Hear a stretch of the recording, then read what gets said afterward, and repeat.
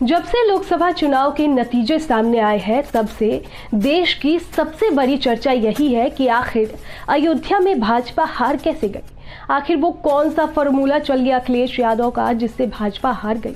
तो पूरी पिक्चर समझिए मेरे साथ। नमस्कार, मैं हूं शिवांगी और आप देख रहे हैं सुपरफास्ट न्यूज।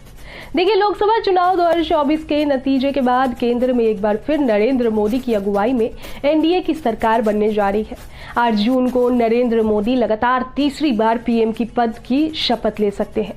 मोदी 3.0 के सत्ता में आने से पहले अब कई सीटों पर बीजेपी की हार को लेकर मंथन शुरू हो गया है। इन्हीं सीटों में से एक सीट है फैजाबाद की। आपको बता दें कि फैजाबाद लोकसभा सीट के तहत ही अयोध्या शहर आता है।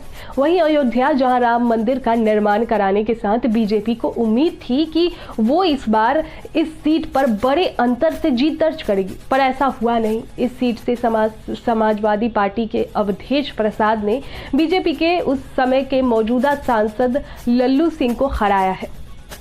अब सोशल मीडिया पर इस हार को लेकर तरह तरह की कटाक्ष किए जा रहे हैं। तो आज हम आपको इस हार के पीछे के कारणों के बारे में बताने जा रहे हैं। देखिए, बीजेपी के अंदर ये एक बड़ी बहस बनती दिख रही है कि आखिर राम की नगरी में पार्टी को हार मिली कैसे, खासकर तब जब चुनाव से पहले राम मंदिर के उद्घाटन को लेकर बीजेपी ने देश भर में अभियान भी चलाया था। आपको बता दें कि बीजेपी को फैजाबाद लोकसभा सीट के तहत आने वाले 5 विधानसभा क्षेत्रों में से 4 पर हार का सामना करना पड़ा है। अयोध्या भी इसी में से एक है। फैजाबाद लोकसभा सीट से बीजेपी के हार के पीछे समाजवादी की रणनीति को भी एक बड़ी वजह माना जा रहा है।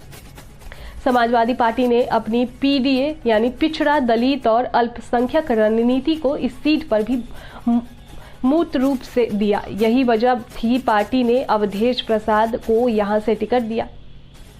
अवधेश प्रसाद अनुसूचित जाति के पासी समुदाय से आते हैं। अवधेश प्रसाद ने बीजेपी के लल्लू सिंह को 55,000 वोट से हराया। इस परिणाम में लल्लू सिंह के खिलाफ एंटी इनकम्बेंसी का होना भी एक बड़ा फैक्टर साबित होता है।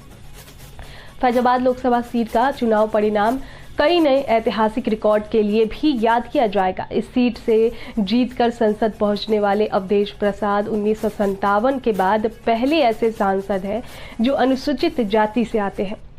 इस चुनाव में बीजेपी ने खास तौर पर फैजाबाद में राम मंदिर के नाम पर वोट मांगने में कोई कोर कसर नहीं छोड़ी थी, लेकिन इसके बावजूद भी जनता ने उन्हें नकार दिया। भारतीय जनता पार्टी यानी बीजेपी यूपी के साथ साथ समूचे उत्तर भारत में राम मंदिर का और विकास के मुद्दों पर चुनाव लड़ी, लेकिन अगर खास तौर फैजाबाद की बात करें तो यहाँ पार्टी ने राम मंदिर को लेकर अयोध्या में जो विकास कार्य किए उसे मुद्दा बनाया। वही समाजवादी पार्टी अपने पीडीए वाली रणनीति के साथ इस सीट पर जनता के बीच गई और जनता ने उन्हें अपना आशीर्वाद भी दी।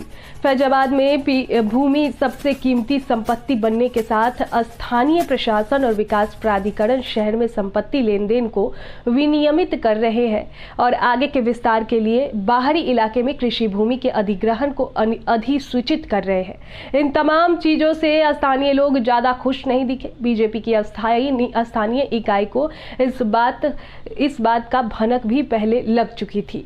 तो यही वजह है कि अयोध्या में बीजेपी की हार हुई।